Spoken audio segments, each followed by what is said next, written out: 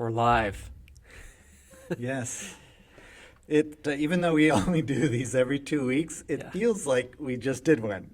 It does I feel don't like know we to just did you, one. but to Oh, me yeah. it's like, I felt like we were just in the car Doing it. in service doing this like a couple days ago. It does, but it was probably, like 10 days ago or more? Yeah. It's crazy It how goes by fast. quick time goes and how much we have to talk about. Yes. And for those of you who are going to be following us on this podcast, thanks for everyone that's joining us. My name's Mason. This is my colleague and good friend, Mike Rusnak, as I call him, MR, Manti Racing. Little inside Porsche joke. I think we have a lot to talk about today. Mm-hmm.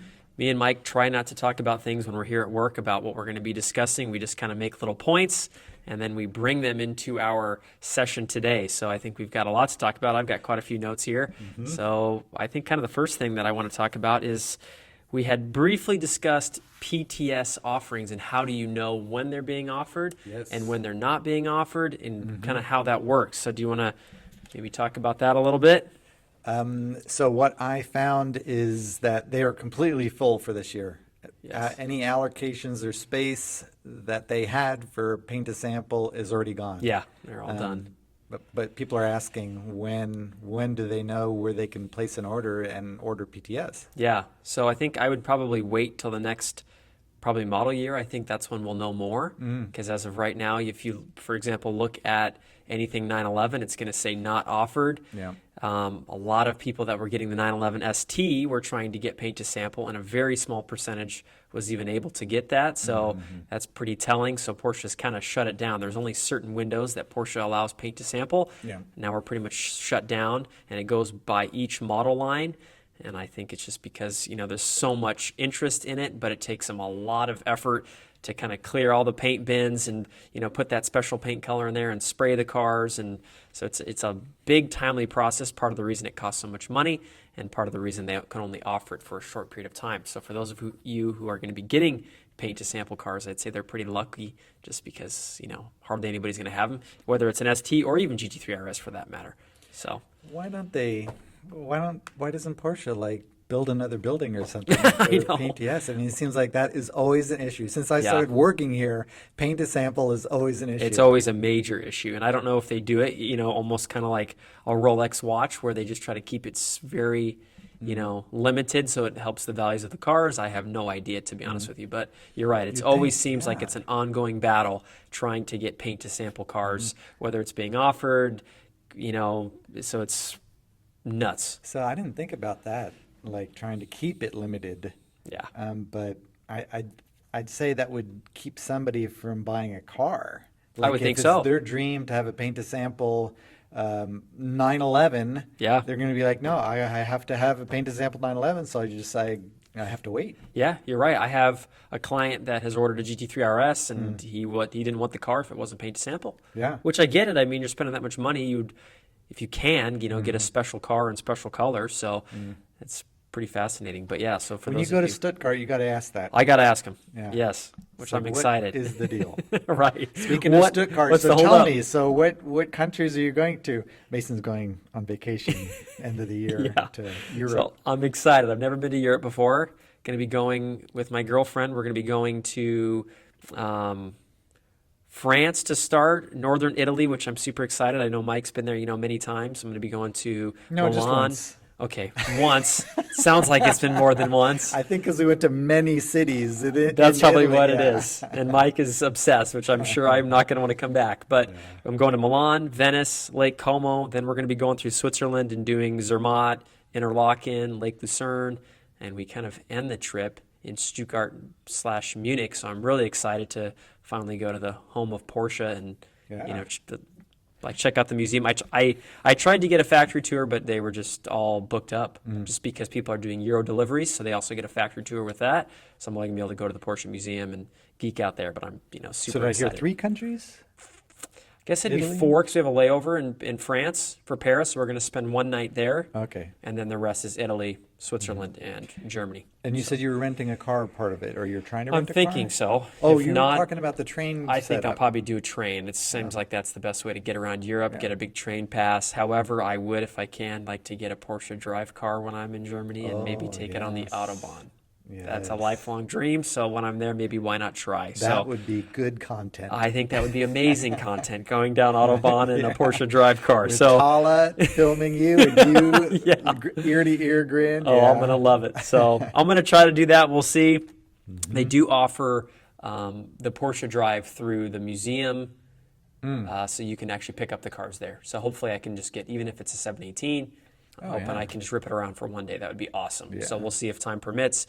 But I'm excited because I'm going to be in Switzerland during Oktoberfest, Yes. which I'm really excited about because I'm a German guy at heart, and that's kind of where my family's from. So Very cool. I'm excited about that. But yeah, September. September, late September to beginning of October. Perfect weather. Yeah, so I'm excited. I'm sure it's going to be maybe a little chilly in Switzerland, but it's going to be incredible. That's the way it should be in Switzerland. Exactly. It's always cold and snowy and stuff. So Yeah. very excited about that trip. But I guess on another note, I think we had talked about this with one of our coworkers, Macan rear-wheel drive for the EV. Yes. So Will it be a thing? I think it probably will be a thing. I think Porsche likes to sometimes offer a little bit more expensive cars maybe first, and usually, Macan's all-wheel drive. So it'll be interesting to see a car that's rear-wheel drive. Of course, the car will be less expensive, just like what they did with the Taycan in 2020, launched the 4S and the turbo and whatnot. Yeah. Then the rear-wheel drive came out in 21. So what do you think about a rear-wheel drive Porsche SUV? Because it's an SUV and there's never been a Macan two-wheel drive ICE engine. Yeah. It wouldn't surprise me, only because they call an electric car a turbo. So why not make a off-road car two-wheel drive? Yeah. I mean, I think the utilitarian aspect of the car, the soccer moms that are going to love the electric range are not going to be too concerned with taking it off-road. So it wouldn't surprise me if they I did think it. so. Yeah. Especially in, where it's sunny, Texas, Southern California. Yeah. You don't really need necessarily all-wheel drive going to the mountains or whatever. So Yeah. I think so. Especially when the newness wears off Yeah, of that Macan. Exactly. Yeah. it'll be interesting to see what the price point is too. Yeah. You know, What is the price point for the 4? I mean, we're seeing the cars in the 80s. Built? Yeah, built. That's reasonable. Mid 80s. Yeah. So it'll be interesting to see if they started. I mean, when the base Macan first came out, it started at 49K. So it'll be interesting to see where that car ends up being. If it ends up being maybe 60, 65K starting, I guess we'll have to find out. But that is something. Have you seen any of the videos on YouTube of the reviews? Now the press is starting to get to drive the cars. Have you seen any of them? Watched a little bit. I think it was a Top Gear segment where there's maybe a yellow car. All right. How about you? Savage Geese do an excellent job Yes. reviewing the Macan. They go into the detail and the battery. It's And they're really doing that for the new car. They do it for the new Savage Macan. Geese historically does a really good job on all their content. What is it? Cinematography. Yeah. Yes, the They're whole really thing's very good. They're the ones we're striving for. Yeah. I want to see, what is it? Not Lufka Cult. What's the other? Autogefühl. Autogefühl. They do a In good Germany. job too. Yes. I Very wanna see this cinematic, video. Yeah. very technical, which I know that we like that kind of stuff. Yeah, So. and the interaction between the guy and his girlfriend. Yeah, is which is I've cool. seen that. So for those of you who haven't seen Savage Geese or Autogefühl, we'll put the link down below because, like you said, they make amazing content. Yeah. So we'll throw that out there. I'm sure myself on my main Pcar Whisper channel will be making some, and I'm sure Mike. As soon as we get our demo cars. Once we get the demos, which now they've been pushed back to September. For the demos. Macan 4s, September. They used to be we're July supposed to 26th. We're supposed to get one of each that we can't sell, only demo. Yeah. September. I just found out it looks like it's September 20th, which is insane. Does that have anything to do with the chip thing? I don't think so, because the cars are already built. Some of those cars are built sitting in the compound of Porsche in Germany, but they haven't shipped it to the ports yet or anything. They didn't say why or anything? No, I didn't see why. So that's crazy. Speaking of that, we got training coming up, which I think you just found out about today. Yeah. So maybe you want to talk about end the of- Porsche end dealer of training. August, beginning of September probably. We'll be sending all of us to an undisclosed location so far, but it will be out of state for Macan and for Taycan. What is it? J2 is the model training For the Taycan. Yeah, so that'll be fun. I'm excited for that. It'd be more fun if we had a loud engine to listen to and we were on a racetrack. I agree. 992.2. I agree with you. But I don't know. Yeah. I think maybe it'll be more special when they come out with 992.2 just by itself. Yeah. Its own training. Yes. Which will be nice. That's what they did last generation. Yeah. They did it at Utah Motorsports Campus. Oh, that'd be really so cool. hopefully, something like that will happen for the new car. It's just its own soul thing. Even if we went to the Experience Center. Yeah. That'd be cool to do it there. That's plenty. Yeah. Take it around the track. Mm-hmm. Yeah. So I'm looking forward to that. I'm sure everybody can't wait for that. Yeah. Trainings, I live for. They treat us well. They do treat us well. I love the trainings as part of Porsche. So, yeah. Is there? So did you see the Pepita chairs that Porsche did a collaboration with? No. Yeah. Where's I that guess at? it's with a chair. It's on Porsche Newsroom. Okay, I'm gonna pull it up right now. Yeah, they did like they with some chair designer. Okay. And it's like a throwback chair, so you can get a chair with the Porsche Pepita inserts that we have in our cars. Yes. Look really slick. It's like in the ad. I'm surprised you haven't seen it playing on the wall screen out in the dealership. I feel like I've maybe seen it for a second, but I haven't seen it. I haven't sit there and watched the whole thing. So I'm sure it's going to be like $600,000 for a chair, but they look super cool. I'll have to get some here at the store. Yeah, I'm with you. Who knows? We can have them as desk chairs. Right.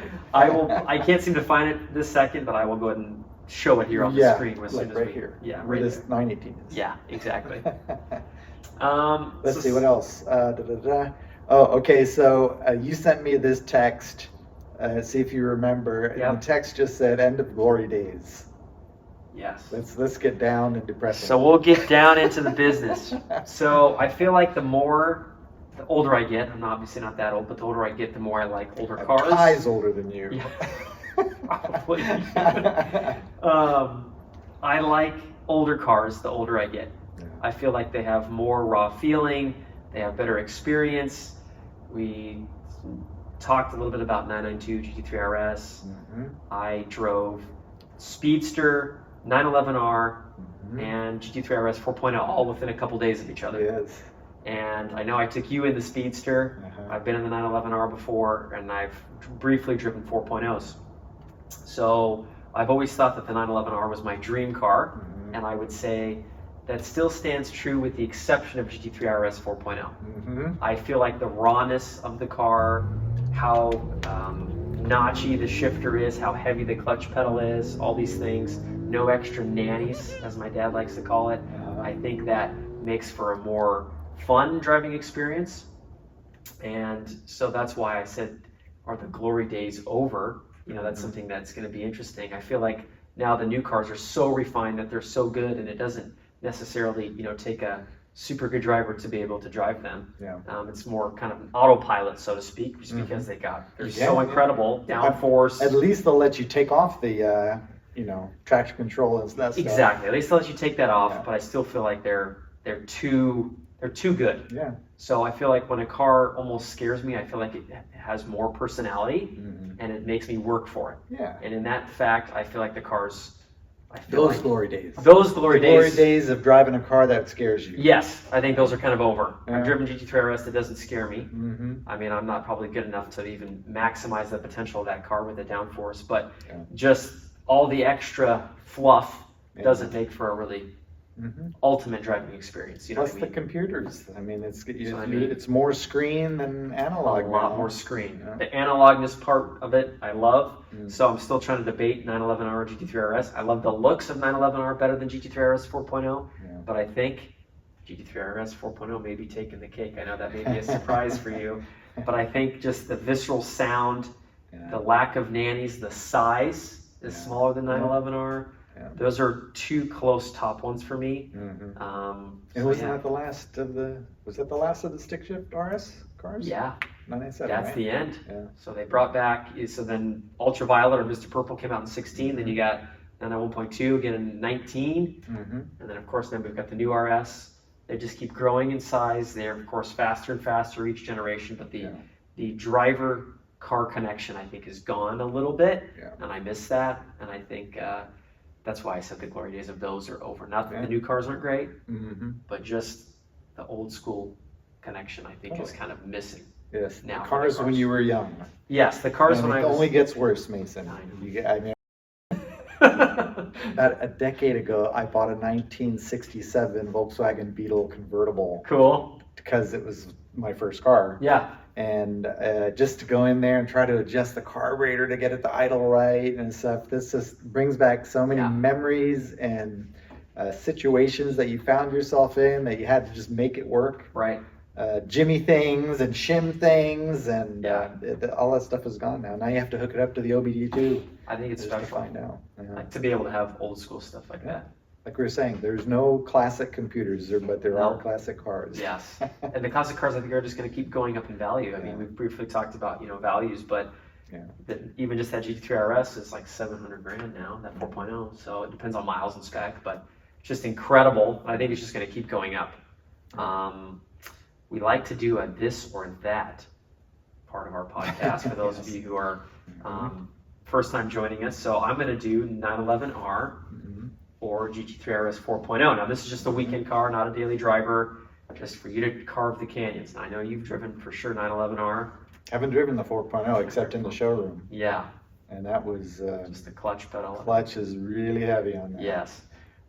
Yeah, for me, I can't. I'm going to throw that one back on you because you've driven both of them. Yeah.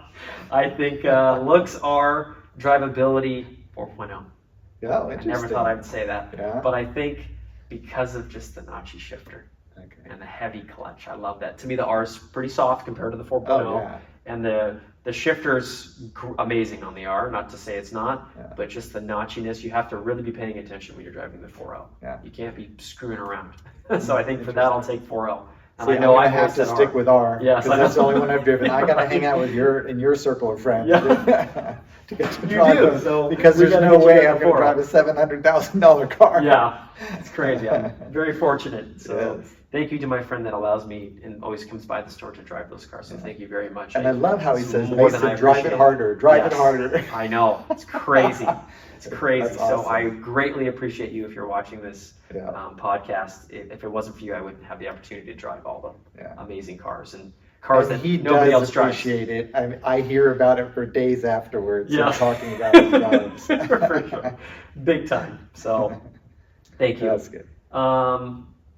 Let's talk a little bit about, we said that we were going to say a favorite car. Air Water is going to be tomorrow. This podcast comes out tomorrow. So favorite car that's going to be auctioned off at Air and Water, which is going to be sponsored by Broad Arrow. So those cars are coming out. Believe there's 57 lots that are part of this. So is that going on all day, or does that go on the evening after everybody's a little sauced? You would hope it'd be after everybody's sauced. They start paying more maybe than they should. But it starts at 11, I believe, is kind of the beginning stuff. Noon to about 3. They're also going to be doing memorabilia, but it should be on here. There's 65 cars, so there's more from when I looked. But 65 cars, craziest cars, the 908, they're saying 4.7 to 5.7, so incredible, just the prices of these cars. But I know you had a chance to kind of look through and see what cars you like. What car do you think, if you had unlimited funds, would you bid on, and what's your favorite car? Of the list of cars for sale, I mean, there's a lot of cool cars. Most of those cars would be awesome to own, but my favorite one that I saw without seeing it in person was the blue 52 split window pre-A 356. It just looked beautiful. It reminds me of that red one on the wall before the delivery bay. Okay. You know the one on the wall? That's the red one? Yeah. It just reminds me of that, which I love that car. That's an awesome car. It says it's going to go between 180 and 220. Yeah. So I could buy that. Oh, for sure. But I'd have to sleep in it. Yeah, you be both. I think the analog, this goes back to the analog feel. You're talking about a 50s car, which is older than you, is it's incredibly analog. Steering, everything, no power steering. I haven't driven a 356 yet. But I hear people that have driven all versions of the 911. They say the 356 is like the most analog feeling of the cars. I mean, it's not fast, but they say it's just an incredible driving car. So big steering wheel, ivory wheel on a lot of them. Some have wood like Nardini wheels, but they're awesome. I'd love to drive. Okay, what about you? That's a great choice. I have to go with the car that has probably scared me the most in my life, and that's a 993 GT2. Never really driven a Carrera GT. I know that's on there. That's not the blue one that was here. It was a yellow one. But the same car. No. From our friend that was here from out of state. And he brought his blue 993. What was that? That's a 993 Carrera RS Club Sport. Oh, got it. So very similar cars in terms of body. Club Sport has that big whale wing. Yes, has the big wing on the back. This is a GT2, so it's kind of a turbo version. That's a more RS. This is going turbo, but I think it's the only factory wide body Porsche ever produced. Nice. And it's scared the living crap out of me when I got to drive one. Nice. How much are they asking for it? They're saying that this car is going to go 1.7 to 2 mil. Wow. Which is insane. They didn't make very many of them, but the car is scary. Talk about a heavy clutch. Yeah. This thing's even heavier than a 4.0, but I think that's probably my top one. Let's see what this one has. Yeah, for the most part, it's pretty raced out. This one has blue one, that Club Sport, which is bare metal. Bare metal. This one has carpet in there, but yeah, I think that's probably my. And that's scarier than the Club Sport. The Club Sport looked like a full-on race car, like it shouldn't even be allowed on the street. Good question. Those are both up there for me, but I think this car still scares me more. Interesting. Like it's a turbo. Maybe it has some turbo. That's exactly what it has. Big turbo legs, so it revs fast, and it's like, oh my god. So, I think probably I would take a Carrera RS, like that blue one I drove, over this car. But I think this is probably one of my favorites. They don't have a Club Sport for sale They don't. No 993 Carrera RS Club Sport. Any R's? There's a 911R in here. Is there? Yeah, it's got red wheels. Don't know if I love the spec on it, but there's a black car? Black car, red wheels. So I think that's maybe a close second for my pops. Shout out to Buster, his favorite 1972 911S. Right. Very rare. Has the oil door on it. Nice. So it's got 2 doors. So it's 1 year offering. That's his favorite. Very cool. And then I think a split windows shortly after that for me. I love the early cars, just how they drive. Especially when they're done up nice. Oh yeah. Blue, the burgundy interior. That tan. one's nice. Oh. Yeah, I love it. Yeah, that'd be very nice. So today I got news of the Mante Racing for the GT3 Touring. That's right. What do you think of that? We briefly talked about that. Yeah. We mentioned it to each other. I am very excited about it because I don't think a lot of people are going to be able to get their hands on the ST with being so limited. So I know I briefly looked at it earlier. It changes the wheels, the rear carbon diffuser. What was it else that you saw on that? The brake lines, pads. Yes. The shocks. Okay. Maybe a little adjustable Bilsteins. Yeah. Okay. More like they're supposed to be adjustable without removing the wheels. That's awesome. What else? Probably badging and lights. Yeah, maybe MR stuff. Yeah. It's all for him.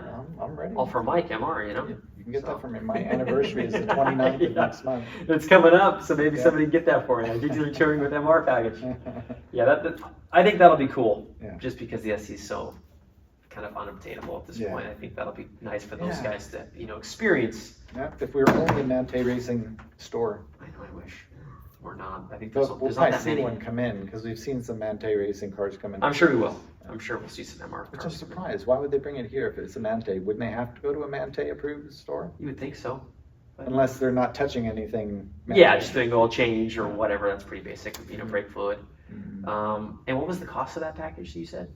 It was $35,000 or $50,000 for the lightweight wheels. Wow. Not including labor. Got it. So if you can't afford the labor, don't even shop. Don't even do it.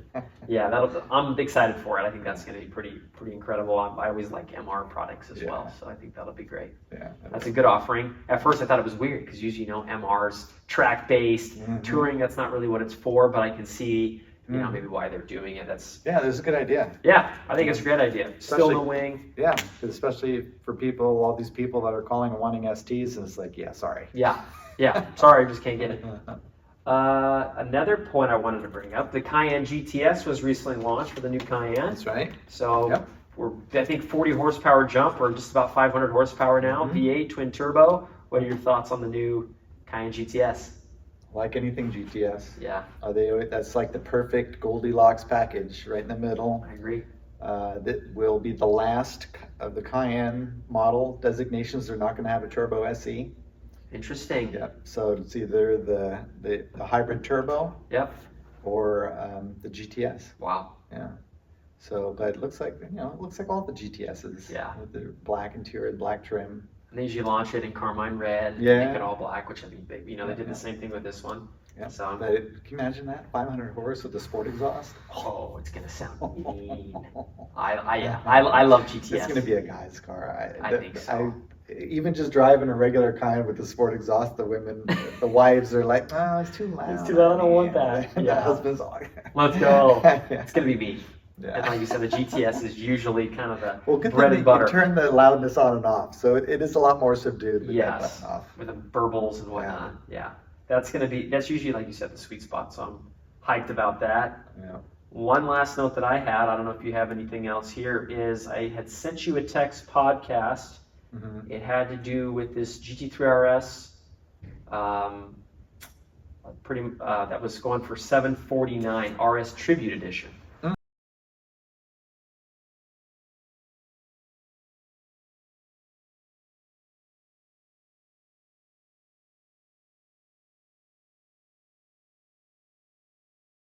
Blue? Not doing red or blue. Oh, interesting. We only had one come through here, Mm. but it was crazy. It was selling for $749,995 before they pulled the price. I think now it says price on request. So it's not on auction; it's for sale. It's for sale. It's up in NorCal. $750. I think I have to take a different car than that for $750. How about you?